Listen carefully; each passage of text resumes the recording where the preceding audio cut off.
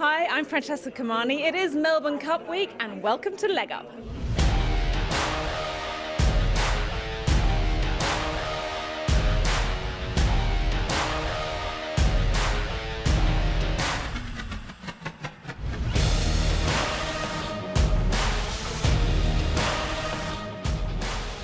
Oh, we might owe Aidan Rodley a debt of gratitude there. Big fan of the show, Francesca Kamani. Good morning to you.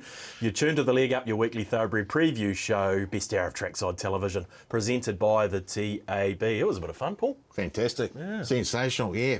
And it's that time of the year, isn't it? It is. What's this monstrosity on my desk I'm a bit concerned about? Oh, you're talking about the Gaza Classic, yeah. Of course I am. Yeah, picked it up at Rangatira Golf Club a few weeks ago. 35 stabies.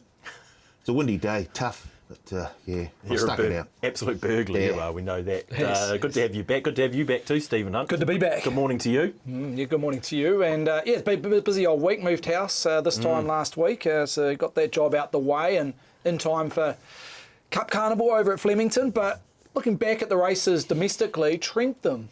Couple of nice performances there. Cream Tart, Craig Grill's win of intent and sat outside the leader and got the job done. She'll head to the 1,000 guineas and be a realistic chance to fit in the first 3 or 4. And Hi-Yo Saspon. Connections elected to bypass the Livermore. I reckon that's the right call. It was 14 straight up to 2040. They just kept it at the 1,600 metres of the Thompson handicap, and she rated through the roof for 97.6, which happens to be a peak for Hi-Yo Saspon. So I suggest, I believe the next assignment will be the Mufasa Classic at Trentham, Group 1, weight for age, and she wouldn't be without a show. It's depending on how that race shapes up. Waitack, does he come down? La Creek, where's she at in terms of a slight setback? Legato, Ladies Man, the defending champ. So if you get 3 or 4 of those horses I've mentioned, she's still a realistic chance of what she's providing on the track in her first 2 lead-up runs. What about the 3-year-olds? The guineas, or 2,000 guineas in particular, any clearer after last weekend in the Water Creek? We had no races in particular up north. A couple of Te Akau 3-year-olds, 1 down south. So, look, they ran okay in terms of performance ratings, good enough for what we've seen thus far down south. But, look, we'll get a strong line tomorrow at Tauranga. The fact that the Sarten was pushed back 6 or 7 days with the abandonment there. So, unfortunate, and it's a quick turnaround, as it was 12 months ago when the Sarten was pushed to Te Araha from memory. So a little bit of quick turnaround. There'll be a couple of weeks between runs. But, yeah, again, that clarity is not there around the boys, but hopefully we'll get a guide this time tomorrow. Let's head north to Hamilton and say good morning to one Brendan Popplewell. Morning, BP. That was out the gate last night. Jeepers creepers. I didn't even look at my screen. I should have. Happy Halloween. Whoa. Welcome in. Holy heck, it was pretty hot under there, waiting for Stephen Hunt to finish his very long sentence.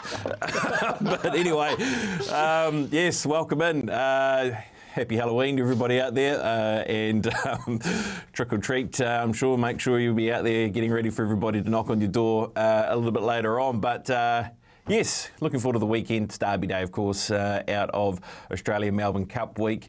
And yeah, you're right, around the 3-year-olds, we get the opportunity to see them in the James and Annie Sarten Memorial again on what hopefully will be a good track. So yeah, welcome in. Beautiful. Well, let's get straight into it, BP. Maiden of the week, Tommy. You almost picked which race it was going to come out of last week, and you were right, and I was hoping never to see this replay ever again, to be honest. Yeah, well, interesting race, and I'll get to Stephen around the numbers of this race as well, because of just how slowly they've gone in the first stages of this race. But you've also got to talk about the winner and how good she was. But a lot of people got on board, not many people missed it. Actually still paid a very good price on the tote. That was the other alarming thing, is that this horse was a very big market mover. And then there was that chance of almost gaining a little bit of traction again in the marketplace around her. I mean, beautiful steer from Craig, just was able to get her into the clear and was far too good for them. Now, there's some horses in that race that you can follow. It's going to be one of those races. But Stephen, I need to come to you, because it was a farcical early tempo in that race, was it not? Yeah, it was, BP. And I think You've got to break the race down in 2 sections. But what I liked about her, even though they crawled, and she was round about there in that striking zone at the top of the straight, is her electric turn of foot. Since the Ellerslie, the new track has come into play, which was, January 2024, that particular race was the fastest last 600 recorded over 1,400 metres, and that's including open class gallopers as well. So, look, it was set up in terms of the race shape for them to really sprint from the last 600 and record a fast sectional. But, again, she had to do it, and that turn of foot was electric. 1,600 metres, look, being by Zavabeel, you'd suggest A-OK. And look, I've got no real knock if they go even tempo over 1,600 metres at Riccarton. She's beautifully bred on the dam side, half the Bostonian, so it's all good. It's all in front of her. It's just whether this race may come up a bit too soon. That was only her second start.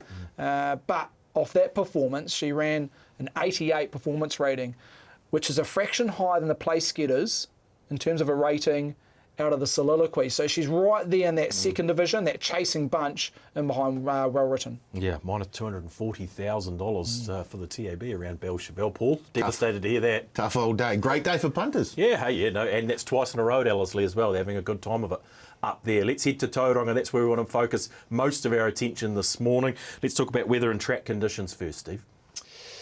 Well, Tauranga, little rain this week, which has been a saving grace for a lot of our tracks, in particular in the north. The rail back in the true position. It's a soft 6.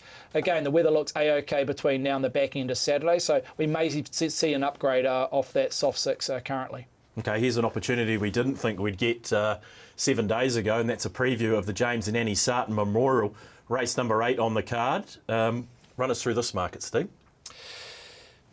Let's bring it up graphically. I think we've got He Who Dares is the current favourite at $3.10.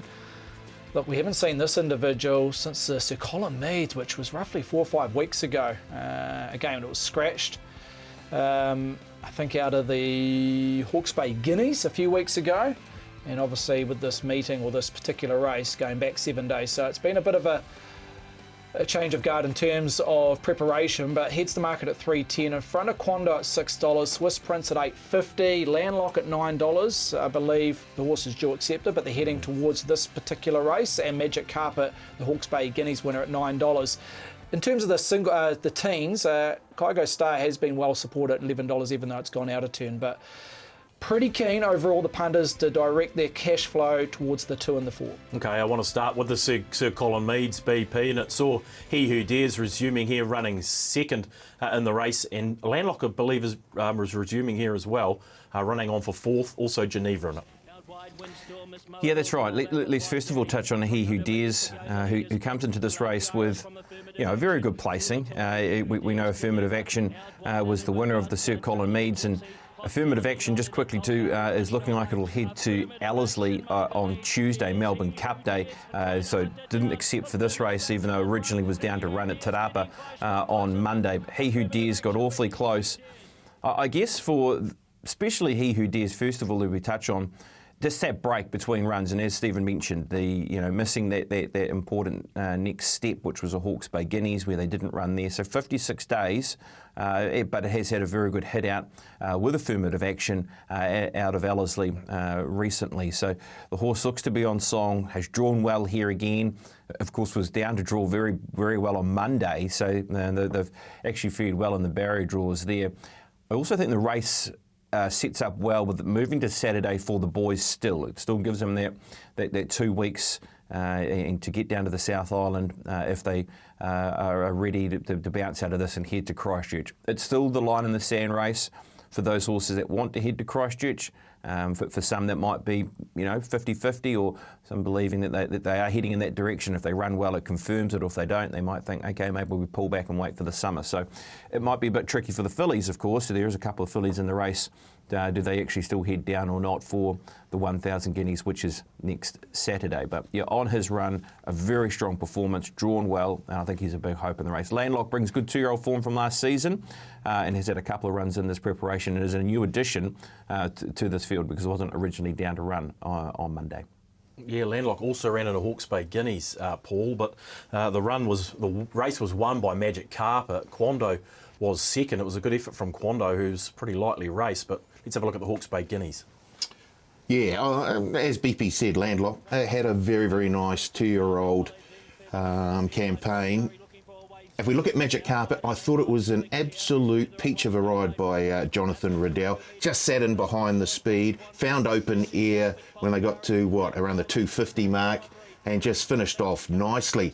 The one I really liked was Quando, who was 3 wide the whole way without cover, and look, had every right to just fade over that last sort of 150 metres, and just kept sticking on and gave Magic Carpet a run for his money. So yeah, Quando, super tough. Look, if he gets a half decent right here, I don't mind the look. I'm just trying to line up the form in that Hawke's Bay Guineas against some of the form that we've seen at Ellerslie, but that was a super tough run, I thought, by Quando. Yeah, it's a tricky race to assess the Hawke's Bay Guineas because it wasn't flash on the overall clock, but they went out extremely hard to the 600, but it was a race where you saw visually it was dominated by horses on speed, and naturally you'd think a horse that has had to cover ground facing the breeze on speed in a fast run race, that's a massive positive going forward to Quando, and now he's had an extra week to recover.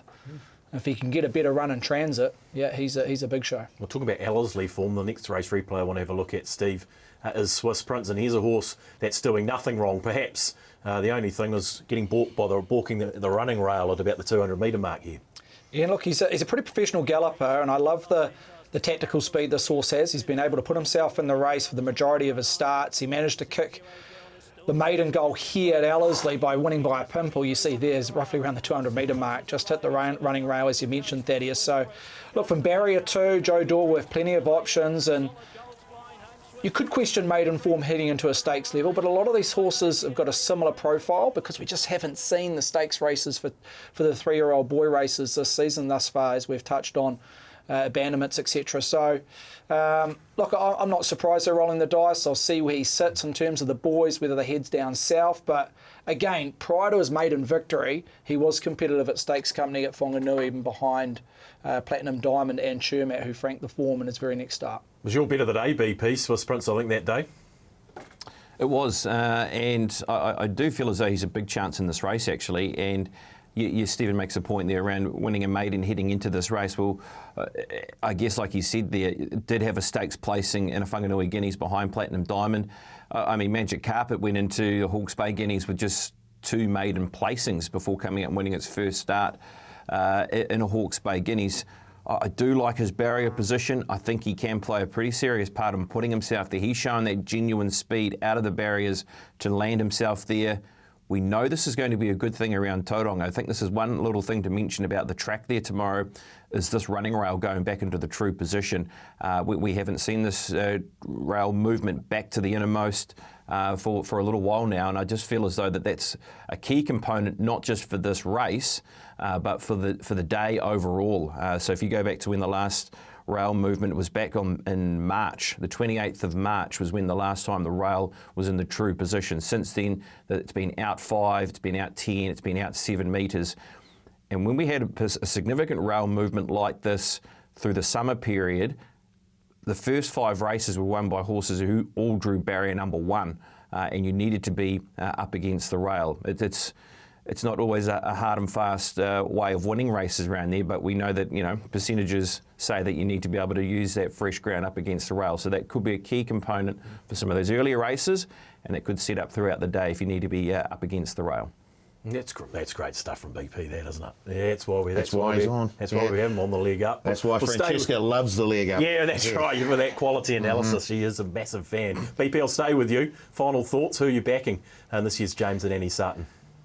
I like He Who Dares. I just feel as though we have to run with that Sir Colin Meads form, because I was liking Affirmative Action on Monday heading into this race as a value play, thinking that both that horse and He Who Dares can run closely. No Affirmative Action. I do like He Who Dares here. I'm happy to run with the same race multi with Swiss Prince. And I think you've still got to respect what we've seen out of that Hawke's Bay Guineas form, the likes of Quando, who has the barrier position. Yes, on a better surface on the weekend will be that little question mark, but and Magic Carpet as well. And then where the 3-year-old fillies sit into this race. I mean, Virgo Viva, really leapt out of the ground in her one and only start. It'll be interesting to see what she can produce on the weekend, and if she runs well, do they roll the dice and go down next week, or do they just pull back and just wait for some assignments up this way throughout the summer months? But overall, I like He Who Dares and a little bit of Swiss Prince in my same race multi. You might have a little bit of Swiss Prince in your life, Paulie. In terms of this race, yes, I do, yeah. Now, I've gone with the same race multi this time. I was tossing up between Quando and Swiss Prince. I couldn't separate the two, so I put them both in for a top 3 finish in the same race multi. Comes out at around $7.50. Don't mind that. Steve, final thoughts? He Who Dares, that was a cracking second in the Sir Colin Meads, albeit 5-6 weeks ago. But if you line the Sir Colin Meads versus the Hawke's Bay Guineas, the Sir Colin Meads rated at least 2 lengths stronger off my score. So, look, I think he's potentially the best horse in the field. Just a little bit of a query around that 4 or 5 week freshen up, but you've got to trust the stable. Opie Bosson jumps aboard from a decent alley. He Who Dares on top. BP and Stephen Hunt both with He Who Dares. We might have some good news a little bit later in the show for viewers. Hey, I got a lot of faith in you. I'll stick with you, kid, that's the bottom line. And so Sullivan Award time for another week, BP. Who gets it? This will be a repeat winner, I'm sure. Well, we've got a repeat winner, yes. Jasmine Fawcett is the winner this week of the Lance O'Sullivan Award this week. And this is a key component here in this 2-year-old race with Harvey Wallbanger making that mid-race move and getting up outside leader and then really producing at the end of the race. It was the most critical move of the race. Jasmine made the right call, and Harvey Wallbanger, how much more are we going to see of this runner as a 2-year-old? Very strong performance.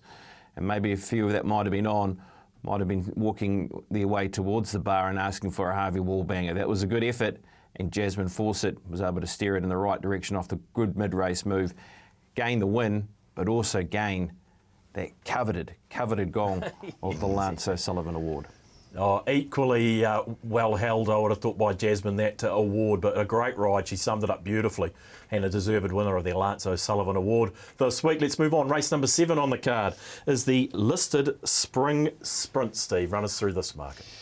Firstly, key scratching. This morning, Mary Shan has come out of this market. She was at that stage a second favourite, ran about $5.50, $6 chance. So Glamour Tycoon heads the market at $3 and has been well supported in front of Usain Dorsey at $7.50. She has that second line with Moss Invader. Both those two individuals are resuming. Wild Knight, $8.50, the defending champ, off an $11 peak. Moving Melody at $9.50, Gospodin, the local, at $10, Frostfair at $11. A lot of support around Herbert, even though he's got a lump to 61 kilograms at $15. And best of the rest is Electron at $16. So a couple they've nibbled at, Wild Knight and Herbert. So the class gallopers, punters not put off by the heavyweights. Okay, Glamour Tycoon, our current favourite, BP. I want to go back to the Swainers Stakes. Here she was second up, running third. Look, strong performance. This is a race where you had Grail Seeker out wide, who was, as we know, a dual Group 1 winner. And this is a very strong performance because of what Twain has done through the season. Midnight Edition. Fourth horse went pretty good too. We'll talk about that later on too. So, very good run. Stakes performer last season. Glamour Tycoon has won at this venue when jumping and going forward. And they've got the great opportunity here of utilising barrier number 1. They can put her in the race. She's had a couple of runs this preparation. She's going to be pretty hard to hold out if she's in that right vein of form. And off that run there, you'd have to say she's in a pretty sweet spot heading into the weekend. Yeah, it does look well placed. I'd agree with that. I want to have a look at Moss Invader. Steve, a birdie tells me Andrew Scott quite confident. Obviously, I don't watch our rival show, but I have heard Andrew Scott quite keen on Moss Invader, and this is the trial, and look, a consistent galloper and improving galloper. Yeah, typical O'Sullivan. Scott's trial, just there smoking his pipe at the back of the field, and the jockey sitting nice and pretty late and through the line. Look, I've always had a bit of time for this individual. He probably just looked a tad weak last campaign, and again, his low tactical speed was always a hindrance in getting over the line and winning races. He always had to do the hard work by just getting so far out of his ground and then having to run really strong sectionals to finish over the top. And that's why a lot of the times he was running second, third and fourth in some really good races. The Aotearoa Classic, he ran third at Ellerslie and behind Orchestral. So I don't know, if he's just developed a little bit stronger, been able to put himself in the race a little bit more forward. I'm not saying he has to be in the first 2 or 3, but if he can just be in more neutral zone this time round, I reckon there's a big race in him. Not sure it's Saturday, but look, the stable are very keen on him in terms of how he's come up this preparation, early signs, that's a positive. Yeah, absolutely. What about a quality galloper like Wild Knight, Paul? We know how good he is. What do you make of the resumption here at Taupō for 6th? I thought that it had get on next start written all over it, to be fair, Thad. The defending champion, of course, I guess has to carry a wee bit more weight this time. I think it was 55 kilos last year when he won, up to 60 this time. But it just looked like he needed that resuming run, and I'm sure he'll take a whole heap of improvement out of that with Opie Bosson aboard, a handy barrier drawer. Yeah, he's got to be in there somewhere, and I can see he's around a nice little each-way price as we speak at the moment, about $8.50 the win, $2.80 the Be good to see him back, wouldn't it, Wild Knight? It would be. Yeah. Yep. Your chances don't end there, though, BP. I mean, Frost Fair was reasonable last time, as was Moving Melody. They think they come out of the same race from Ellerslie, so there are other horses that we haven't seen in this race as well. Yeah, and both those horses get in well, don't they? The lighted weighted runners with horses like Herbert and Wild Knight in the race with 61 and 60 kilos, and you have to start looking maybe towards some of those lighter weighted gallopers that get that weight relief of 6 to 7 kilos off those two at the top. I sort of feel like it's Wild Knight's chance to shine again. He won this race, as Paulie did say there, with 55.5, and that was due to La Creek being in the race, who had to carry, was it 60.5 kilos, and he was able to beat that runner on that occasion. He also beat, in that race, Navigator, who went on to be Group 1 placed as well in a Telegraph. He's flying. We've been waiting for the right track condition. Is tomorrow the day where he gets the right track and everything marries up to see if we can see that same Wild Knight from 12 months ago? I hope so, and I think you can have something on him at the price with that hope, with where he sits at around that sort of $7, $8 mark, somewhere around there. I think Glamour Tycoon is the obvious danger, because if she lobs and she gets there and she doesn't get there too hard and there's not much taking her on, she'll be awfully hard to beat because she'll be in the right spot. So I like that combination of a little bit of Glamour Tycoon, a little bit of Wild Knight each way, and watching Moss Invader late, and maybe having something on next up. Yeah, okay, well, maybe we'll want to have something on this start, Steve. Yeah, I'm pretty keen on Moss Invader. 1x2 bet. Again, he's probably going to be back in that second half of the field, but Matt Cartwright does the riding here. I reckon he's in for a really good preparation, and look, I'm happy to take the $8.50, $9. He may even drift and touch double figures, just because he is first up, but yeah, tricky race. The favourite will be hard to beat. Maps well, doesn't have to lead, can take the trailing / stalking role, but Moss Invader 1x2. What about you, Paul? I'm going to go with the mare, Moving Melody. I really like her last couple of starts. I think she's set for this one here. Look, she's got a bit of a wide-ish draw, but I think she can overcome that. And if she does run, I just like the form that she's coming out of in behind Arabian Songbird at Ellerslie. So, yeah, I'm happy to go with Moving Melody. How'd you sneak Arabian Songbird in there? Wasn't that your bet of the day when it won? Leaning off BP. Most weekends, your bet of the day wins, though, doesn't it? You'll tell me. Wow, come on. Okay, a tricky edition of the sprint there over the 1,300 metres. The boys spread far and wide in that one. Now, look, team, I'm not one to sound the panic alarm early, as you know. I'm a cool customer at the best of times. But we are just getting a fraction behind in this leg up versus the form punting comp. 3-1 in the head-to-heads. Pip gave me an absolute bath last week, it's fair to say. Many would have said they'd saw that coming, but we're a few $100 behind. It's not panic stations yet. It Paul, will be next week. But we need you to kick up this week, and we're going to be taking on one Bevan Sweeney. Let's see what Bevan's got in store for us this weekend. A couple of bets for the day. Love the profit up north. I'll multi that into bedtime story at Tauherenikau. That should come out at around about $11, $12. And we'll just take a place multi across 3 runners out of Tauherenikau on Saturday, latest model. Probably should have won its last 2. We'll back that into bedtime story. I think maps perfectly to be in the money there. And we'll throw in our own horse, Pip Pukawa, who's at 9 and 3. We'll take Pukawa to run in the money at around about $3. $50 of that. Pretty simple. Thought about going the 100 on the profit, but we'll make it a little bit more interesting for the viewers at home. Rightio, I'm going to head away from Tauherenikau because that's where Bevan does his best work. Imagine them giving a Tauherenikau on the weekend. Bevan's up. This is a stitch up. So I'm going to go to Tauranga, race 1, Top Rich, $20 to win. Tauranga race 4, Azizel, $20 to win. Race 8, Swiss Prince, $20 to win. And race 11, Island Life, $20 to win. And then I'm going to put all 4 of those runners in a multi, all of them to finish top 4, $20 on. How are the confidence levels? Yeah, fading. Imagine getting the Wairarapa to Sweens on a Saturday. There's something not on here. Yeah. Anyway, we're going to claw back. Have faith in the leg up against the form. Okay, race number 3 on the card, Steve, is the 3-year-old, the Armoury Standing at Mapley Stud.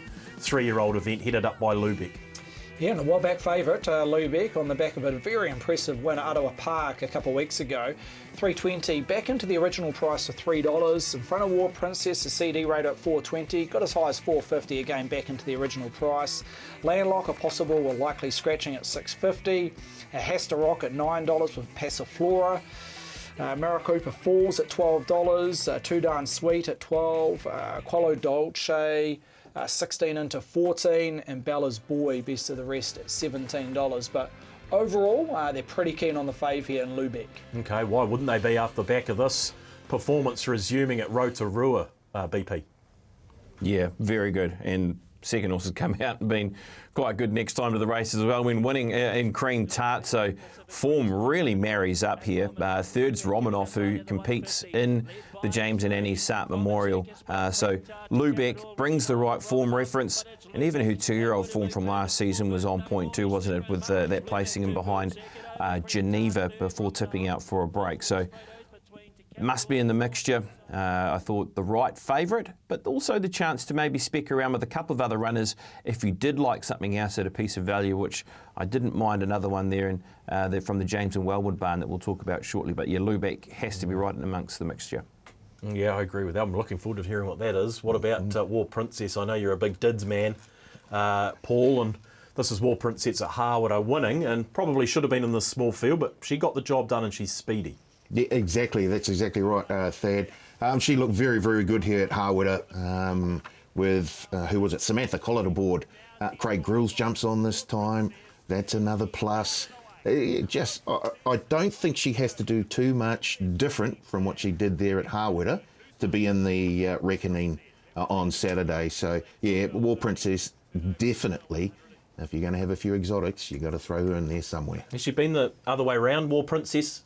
Steve? I've thrown you under the bus to a degree. I don't think she has. No, I think she's done all the racing in the Central Districts up to this stage. Yeah, okay, so we're going to go right-handed for the first time. But yeah, the last race replay is an interesting one. It's a horse that has been a market mover to a degree, 19 into 14. This is the debut of Quello Dolce, and I respect the Cody Cole movement when it comes, Steve. Yeah, I suppose the key to take out of this particular race, or even the day, was it did play up and in, or very much on speed. I think there's 4 winners that led on this day at Taupo, and on average the winners had to be roundabout or within 2 lengths off the leader at the 600 metre mark. So there was some bonuses to be added to horses that made significant ground in the second half of the race, and one of those horses was Quello Dolce. So look, she got back in a horrible spot after drawing okay. She showed lack of tactical speed, which is a little bit of a concern, but she was on debut, so naturally she should improve race by race. But yeah, she's got something about her. She really has. I love that turn of foot, even though she was held up at a couple of stages in the straight. And if she got the right run, she could have been a lot closer to those place getters. So that was 1,000 metres, steps up in distance. Drawn barrier 4, Maddie Cameron. If she can find a spot no worse than midfield, she's a dangerous horse. She is a real dangerous horse, albeit the horses that look to be the main challenge are going to be horses on speed, so she'll have to run them down. Okay, 19 into 14, that is of interest. But there's plenty of winning form in this field, BP. I mean, Passiflora, Has to Rock, Too Darn Sweet was second on debut. What's these horses we should be specking? Yeah, Passiflora is an interesting one. Actually was one of our Maiden of the Week, actually, from back when it won on the Poly.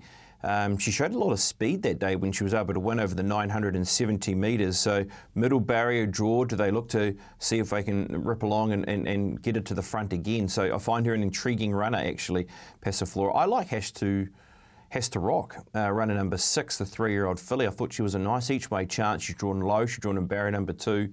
Strong performance around Popplewell last time through the races, and you're getting a little chance there at around $9. So I was happy to spec at that price. I think Lubeck's the one that definitely creates the biggest danger in the race. Maybe take a same race multi. And I would even look at trying to throw in Cody Cole's horse for the top 4 if you're just looking for that little bit of extra juice. If you want to inject some juice into your same race multi, I'd be adding that runner in for a top 4 as well. He's gone, has to rock each way. Paul, you like to inject a bit of juice though? I'll tell you what, there's been a bit of juice squeezed out of that Quello Dolce, but I've also gone the same way as BP. I really like the look of that Roger James, Robert Wellwood filly, has to rock. And he's gone each way. I'm just going on the nose. Just straight your word, just straight win. Big time. I love the price. The early money on that Cody Cole run, it has me a little wary, and I agree with BP. If you are going to take a same race multi, then you probably do want to include the likes of Quello Dolce. Okay, what about Quello Dolce, Steve? Yeah, I like her. I think she's the 1x3 play. There's a lot of speed in this race, and they might just be too quick for her over 1,200 metres, even though she's stepping up in distance. But if she can find that slipstream or just tack onto the field close enough coming around the turn, because the likes of War Princess and Lou Beck are just going to go hard from the off. So she'll get the right race shape, but she's possibly a horse that in time might be 1,400-1,600 metres. So finding these 1,200 metre fillies just might be a bit sharp for her. But in saying that, I reckon it's the price is there to have a bit of a play. And as I say, 1x3, 1x4 kind of strategy. Might be a nice race to take a bit of value. The team with Has to Rock and Quello Dolce at odds race 3, the 3-year-old event.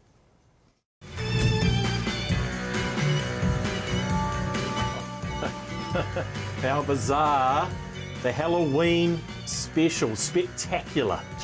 And I believe it's going to be costumes, suggested costumes for our presenters at trackside. If I'm not mistaken, that's one Craig the Whale Thompson to lead us off. So suggested costumes for these presenters is Whale. That's Left Shark, isn't it, if I'm not mistaken? Well, yeah, 100%. That, Here we go. Here we go. This is the one we've been waiting for. Gomez. Gomez. Yeah, nice. Morticia. Could we call Shannon Morticia? That would be the... No, we can't. Britt Taylor. Cousin Britt. Scooby-Doo. Not bad. Not bad. Oh, no. Something to do with a pumpkin. Hey. I don't even know who that is. Is that Simon Pegg? Simon Pegg, Yeah. Shaun of the Dead. What do you think? It looks like I'm trying to eat something with a knife and fork. You're the running back for the Dallas Cowboys. Hagrid. Is it? No. The great man. The great man. Mark Rosanowski. Give him some respect. Better call. No, Better Call Saul. That's it. Big Bruiser. Greatest hits.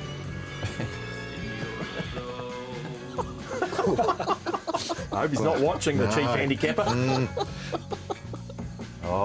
Be careful here, team, with George Simon, with my advice.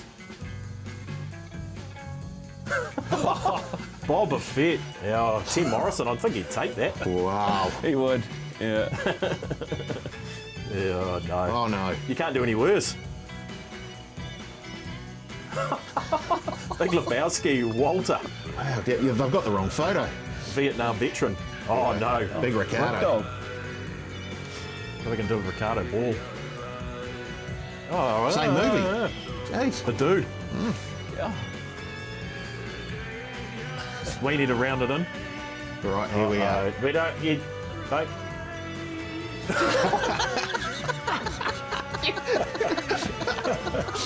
Bevan Costanza.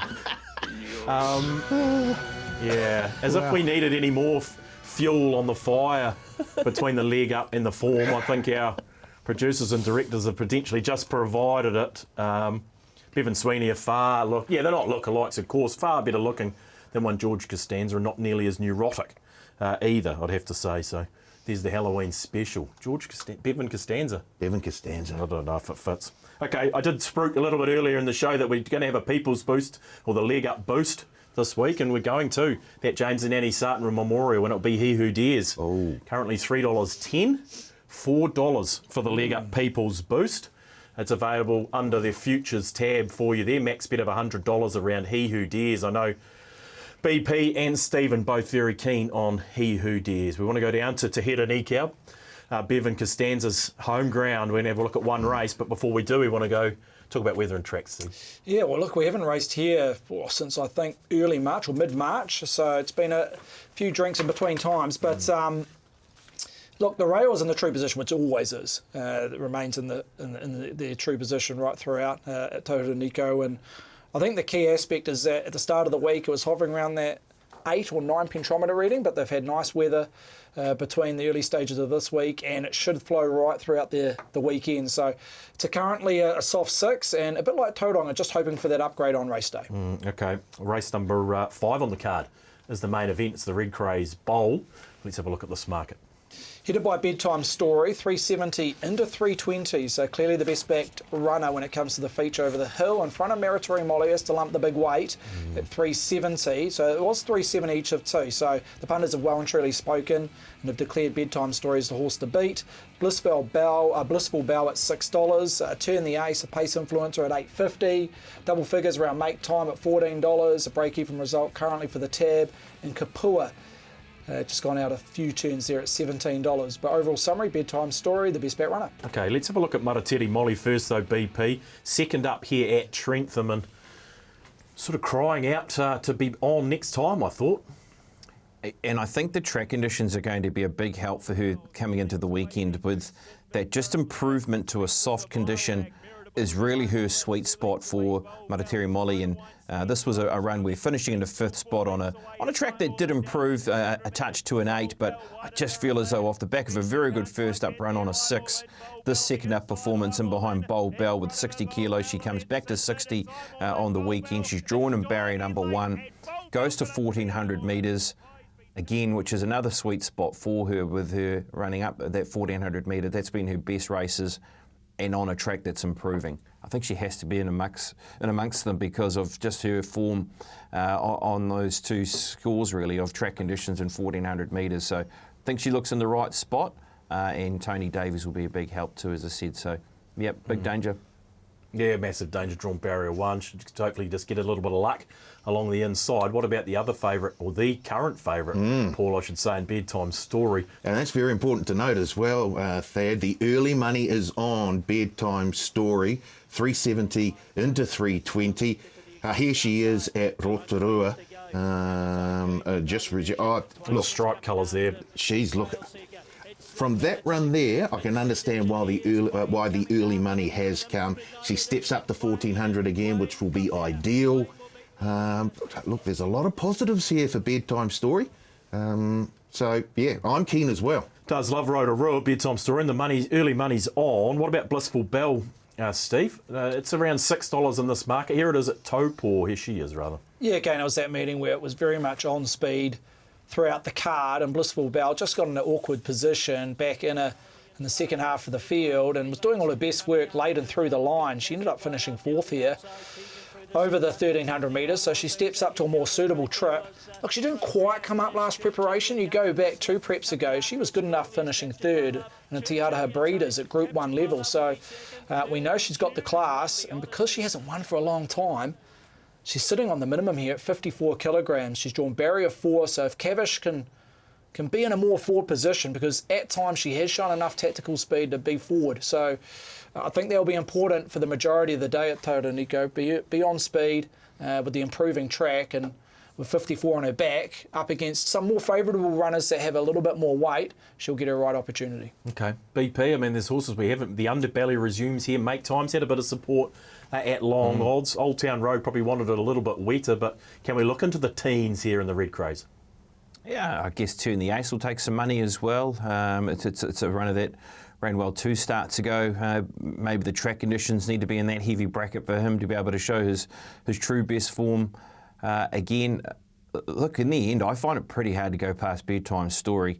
Second up records there, This horse ran a very good race at Rotorua last preparation before being tipped out for a spell.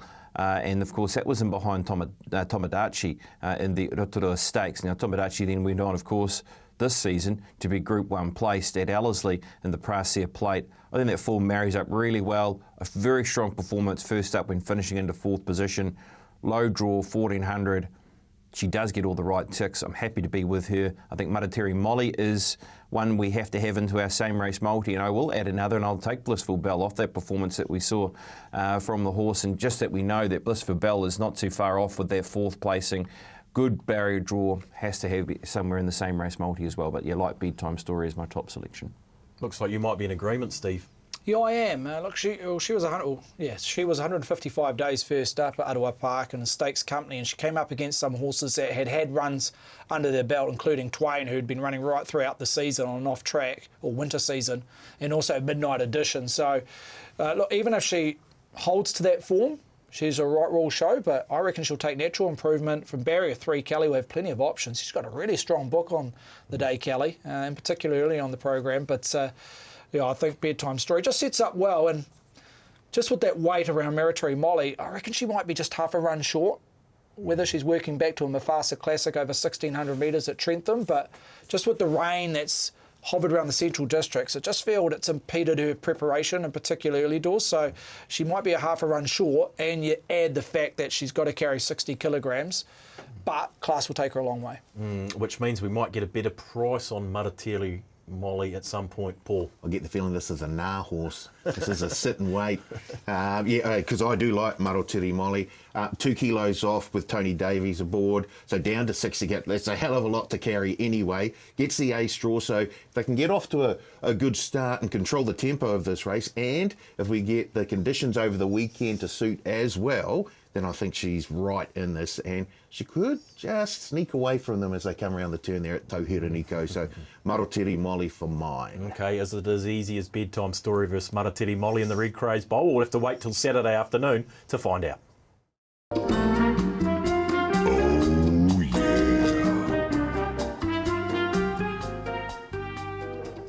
Foreplay time on the leg up. Your chance to win a $100 4-leg bonus cash multi on our 4 good things of the weekend. Head to the TAB Facebook page with your chance to win. We want your favourite Victorian Derby winner, not yours, Steve. Not your favourite Victorian Derby winner. Yeah, exactly. Now, we got one up here last week, BP. We're on the board. I reckon we can easily go back to back here. Yep, we're on the board, Miss Ford, and we're looking to go back to back. So I'm going with the Prophet, top 3, $1.65. This horse has been very good in 2 race day starts. Things haven't quite gone its way as well at the same time. Up to 2,100 metres, top 3, 165, Tauranga race 9. I'm going to go to Tauranga race 8. It is, of course, the Group 2 James and Annie Sarten Memorial. And I'm going to stick with Swiss Prince. Did like that win at Ellerslie last time. Look, I see he's on a wee bit of the drift, but I think he'll be right in this at the finish, and all we want is a top 4 finish in a very good field. So we're getting $2.15. Early proceedings over the hill, race 1, the Maiden 3-year-old 1400 Sierra Leone. I know she was a beaten favourite last start at Trentham. Over 1,200 metres, the race shape went totally against her. It was a race that was dominated by On Speed. Her closing sectionals were pretty good, and she finds the right race here. Top 3 at $1.35. Okay, and I've gone to the Fielding Cup, race number 7 at Tauherenikau. I'm glad I'm not the anchor leg again. I like being the anchor leg. I was the anchor leg last Saturday with Top Shelf. I was watching the wrong horse. I thought it was in the Cambridge stud colours and fading out of it, and I was smacking the table, but Top Shelf ran 3rd. So I've gone Danjuro, $1.45. I think there's a sense of timing around Danjuro. That could return you $594. Head to the TAB Facebook page for your chance to win that bet this weekend. Okay, look, it's a bumper weekend in Australia. We've dropped the extra race, and we're going to have a look at the Victorian Derby, Stephen. Gee, the favourite was good last time, very good. He was 7 days ago at the Valley in the Vase, which is often the key form reference in heading into a derby, and $1.15. It hasn't budged from the opening quote. Providence at $7, who was running into 2nd and behind Observer. Autumn Mystery at $11, off a peak of 16. So Autumn Mystery has come for a lot of money during the working week leading into race day. Options at $12. Miwa at $18, off a Shauna of $16. Engine of War, former Andrew Forsman trained galloper at $21. And Azazel for Mark Walker, the team over in Aussie at a $26 price, the son of Shocking. Okay, seems like no better time to take a pop at Pops, because this week we've got it on the Victorian Derby BP, and this week's winner was Taylor Connors. Good luck to Taylor, as she's got Observer to run top 3, Autumn Mystery to run top 4, and Azazel to also run top 4 at around $21. So when you run us through, you take a pop at Pops BP, you can also give us your thoughts around this year's VRC Derby. Yeah, thanks, Ed. And yeah, well done to Brent Manhire as well, who was able to walk away with some big bickies last week, going down for the first time this season and take a pop at Pop. So yeah, great work there, and walking away with a nice little reward out of the Cox Plate. I'm actually running with Cox Plate Day form, and that is, of course, out of the Moonee Valley Vars, and taking the runners that ran first, second and third in that race. Observer, who was very good. Mark Zara just eased it down on the line. Providence got close, finished strongly. Take that to run top 4. Craig Williams takes the ride, and Seamus to run top 4 as well, who finished into third position, drawn well. Providence is drawn awkwardly out in barrier number 12, and as we know, with that tricky starting point, but you've got the right man aboard in Craig Williams to be able to guide it around Flemington. So that's where I'm heading. Happy to run with that form reference from last Saturday. Yeah, Observer, yes or no, Paul, for you in the Derby? Very, very hard to beat, to be fair. However, that's what I wanted. Yep. I'll probably be backing against Observer, but boy, that form, he looks very, very, very tough to beat. So. Didn't really have it was eased up a long way out at Moonee Valley, Steve, Observer. Not sure I agree with his tactics, but look a little bit close. But in saying that, look, the marketplace is telling us what we're all thinking. He's the horse to beat, but Mark Walker, he's got Azazel. If it's down to pedigree, which there's nowhere to hide at Flemington over 2,500 metres, son of Shocking out of a Tavistock mare, he covered a lot of extra ground when winning the Geelong Classic, which often is the B grade in terms of form reference, but he'll stay all day. So if it's a truly run race, he might be one of the last horses standing. Okay, speaking of Mark Walker, let's have a look at race number 8 on the card, and that's the Empire Rose. Tiako have a red-hot chance here, I reckon, Steve. They do, yeah. Look, Fangirl heads the market at $4.20, but a notable drifter, $3.30 earlier in the week. Pride of Jenny, always fantastic to see her line up. Brings real X factor in terms of how the race shape will unfold at $5. Like a Lucy at $6 there, off a peak of $6.50. Idle Flyer at $7. Damask Rose just had no luck this whole campaign, in particular at Caulfield. I think she'll be better suited at the big roomy Flemington track at $11 is the best of the Kiwis, should we say, or the ex-Kiwi in there, Firestorm at $31. Yeah, okay. Like a Lucy, BP, Damask Rose. A good Like a Lucy last time on that Turak, and Damask Rose due some luck. Oh, isn't it? Blake's back aboard. So that's a good key pointer for her, isn't it? Of course, the winner of the inaugural running of the Kiwi when Blake was aboard. I think she's at a lovely price, $11. Look, it's intriguing with Pride of Jenny in the race, because when she comes back to these type of races as a mare's race over 1,600 metres, she does look very well placed, doesn't she? And the same can be said about Fangirl as well.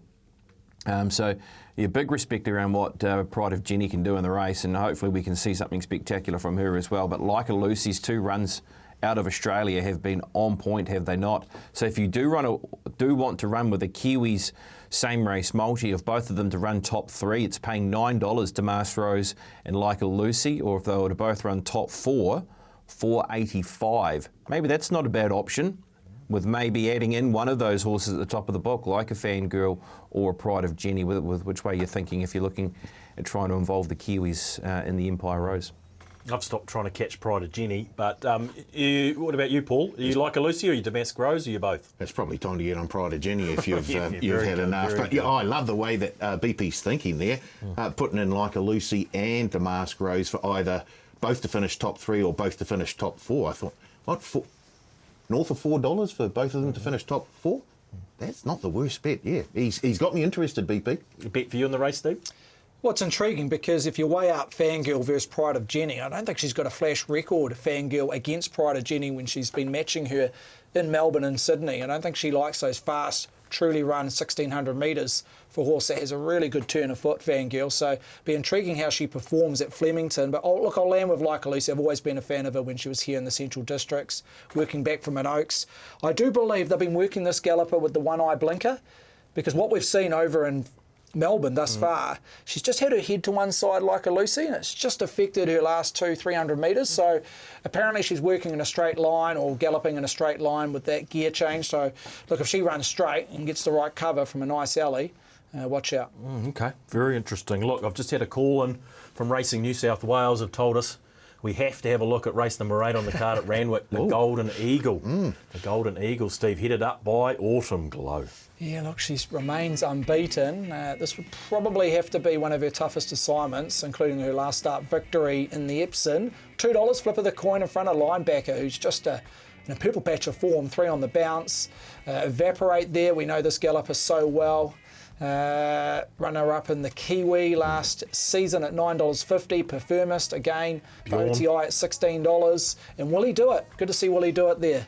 Hasn't quite brought his 3-year-old form line, but look, I think he'll be better suited in a race like this against the 4-year-olds at $23. Lord Penman out there at 61's BP. Perfumist, we know it's trekked over here for Bjorn Baker. Evaporate, we certainly know out of that NZB Kiwi, but are they all chasing a dream with Autumn Glow in the race? Yeah, potentially. It's actually amazing you mentioned that actually about the Kiwi form. It's pretty cool, isn't it? When you look at those horses like Penman and Evaporate that were there competing in the Kiwi. Willie Do It was there on Derby Day as well. I think that's a pretty, and Perfumist as well was another runner that was in the Kiwi. I think that's a really great reflection on the Kiwi breeds that are running in this race. Autumn Glow, I mean, how can you tip against it? It's going to be interesting with the weather. I know the track's a soft 6 at the moment, but James McDonald stayed behind to not wanting to go to Derby Day to keep this ride on Autumn Glow. So that tells you something, doesn't it? So I'll go with that runner. Linebacker to run top 3 and Autumn Glow to wins 4.15. How about you lob in a little bit of Lord Penman with the Magic Man, Joe Moreira aboard? That gives you 36-1 if you wanted Lord Penman somewhere in your mixture. It's going to be a tall order from out wide, but boy, did run very well there and behind Linebacker last time out a couple of weeks ago on Everest Day. Yeah, 36-1, now we're talking. What do you like in the race, Paul? Love that. Yeah, it's hard to look away from Autumn Glow. But you're going to. Well, I do like the look of Evaporate, as we know. Yeah. Runner-up in the NZB Kiwi and had a tougher run than, you could say, Damas Rose in that race. Also, last start, second in the 2-rack. And I like that run in the 2-rack as well. Back to 1,500 metres, I don't think that poses any problems whatsoever. I'm going each way on Evaporate, but I'll also have a little same race multi that'll include Autumn Glow, Evaporate, and probably Perfumist. Yeah, you've got to put Bjorn in there. Just going to start odds against, odds on. Autumn Glow, what are we thinking, Steve? You're going to hold up the $2? Oh, look, I don't know about the Aussie markets, but look, she's unbeaten. She's got the right profile. Chris Waller, James McDonald. It's hard to say that she'll ease considerably, but look, it's a good field. Good field. Yeah. Perfumist, barrier 1, you know where she'll be. Up on speed, dropping back to 1,500 metres after just finding that extra 100 metres too far over the mile. You could do worse putting her as a 1x2, 1x3 play or exotic bet types. I could tell you for a fact Bjorn Baker would love to knock off Chris Waller and James McDonald in the Golden Eagle this year. Okay, let's get to our best bets for the weekend, but before we look forward, let's look back. Best bet time for another week. We're looking for 4 winners here on the leg up. As per usual, we go to the hot hand. One Brendan Popplewell. Kick us off, BP. All right, we'll go to Riccarton, race number 2. It is a maiden race on the program, and Tiako have a runner here that's having its second start to the race. It's a very good run out of Ashburton by the name of One True King. One True King grinding away, moved up, put its head in front, 2 lengths away, Kid's got gears. One True King doing best inside the 100, wants to knock off a touch, but he's going to score. One True King beats I'm Feeling Lucky. Paul Maoate going to race number 3 at Ellerslie. He's with the filly Burnished, who was very impressive on debut for second. but it's Belchevelle in front. The money was right on the lolly. They backed it off the board for a reason. Belchevelle bolted in second over. Was Miss Parker third, Sweet Talking Gal fourth. There's photos between either over on the near the inside, Burnished with Landiem, Kasuda Rush, Mazette. Stephen Hunt goes to Rickett in race number 9 on the card. It's the Tiabi Mile trial, and he's backing his numbers. He's backing his eye, and he's going with the Tiakau runner in Stony Breck. TAB Mile trial they're racing. Oh, we lost Opie Bosson at the start of Stony Breck, so Stony Breck's gone riderless. Opie Bosson. You just see Stony Breck go down on his nose, and innocuously Opie just had nowhere to go. I've gone to the last race at Ellerslie, race number 8. I'm with Hinikaha, very impressed with the resuming run for 5th. Hinikaha just in front. Domain Ace. Leroy Brown won't go away. And out wide, Moxie's running on. Hinikaha in front. Leroy Brown's trying to get it again, but Hinikaha wins the last. Where you gonna be when the money run low? I've been working my There we go, boys. That's how it's done. Look, I think it's points for turning up to work, BP, because the 2 people that turned up to work last Friday got their best bets up. What do you got this week? Yeah, good point. Good point. Yeah, nice work, Thaddeus. Nice work, mate. I'm going to Tauherenikau, race number 4. Tony Pike ventures there, and he's got Thusa. She was very good in this race. She's only just been nabbed by Back the Angel. Numbers back it up that she is going to be awfully hard to beat in this race on an improving track condition with Leah Hemi aboard. And a rating 75 over 1,300 metres, I'll go Thusa as my best. I'm going to head to Tauranga. You certain? That's the question. Yeah. Yeah. No, Okay. I am. Yeah. Okay. What are you going to have? Yeah, there's me. Yeah, have a look. Is that plus 226? Gee. Anyway, just check those numbers, Steve. I'm going to Tauranga race 4. I like the former Aussie Azizel. Have a look at the trial here. Just absolutely full of himself. Look, I think picked up a win at Mornington before heading across here. Has looked good in the trials as well. I think we're getting the bookies have missed one here, I think. Azizel. Steve? I'll go back over the hill, early proceedings, race 2, the Maiden Mile, thrilling. I know she's been beaten a few times as a short price fave in this grade, but I think she's found the right race, a real sense of timing. First up, 1400, she covered a lot of extra ground at Trentham. Big improvement here, second up, beating a pimple by Girl Talk, who came out and franked that form, winning her very next start at 65 grade. So a race that lacks a little bit of quality and depth, so I think she's found the right race. Kelly Myers aboard, thrilling is my best. Can lightning strike twice? I've gone to race number 6 at Tauranga, Osteria. Look, had no luck resuming, got caught wide. George Rook had no choice but to sit there and boxed on well. Gets a better draw, kinder draw. And we're about to claw ROI +2 for the season. I'm back in the positive. Don't worry about the lifetime stats. Osteria gets a nice draw. I think it'll be winning for Roger James and Robert Wellwood this weekend. Let's talk promos before we get out of here. Paul? Gee, there'll be a few going on this weekend as well. We'll have a bonus cashback on selected races at both Tauranga and Flemington. Of course, Derby Day at Flemington, back to second or third. And of course, we're going to have a odd surge on every single race at Tauherenikau this Saturday. Maximum bet $100. Plenty of opportunities for you to sink your teeth into. I've heard there's a retail exclusive, a terminal exclusive again as well this weekend. No way. What? Yeah, and not a bad one. So we're just a little birdie tells me. You're not going to say anything else? So not at this stage. Gee, I value my role here, so I won't be saying anything. All right. BP will come to you, say goodbye, and as we do, we want a Melbourne Cup tip before you go. Oh, well, I've got a tip for Flemington, first of all, for the first race. And Chris Waller, he does love to target the very first race on Derby Day. Panover in the first race that has been won by a fangirl, Aliana, in the past. 3-year-old filly comes in with a really nice performance last time out. So happy to have something on that runner at around $6.50. Melbourne Cup tip. Look, I'm on One Smooth Operator. Won the Moonee Valley Gold Cup nicely, so I'm sitting happy there. If I was looking for anything else, Al Riffa does bring very good form from Ireland, so maybe that's another one. But yeah, I'll stick with One Smooth Operator at the moment, just talking off a couple of tickets that I've got, and River of Stars is the other one because it ran such a good race behind Half Yours in the Caulfield Cup. I think the Caulfield Cup form does look very strong for this year's edition of the Melbourne Cup.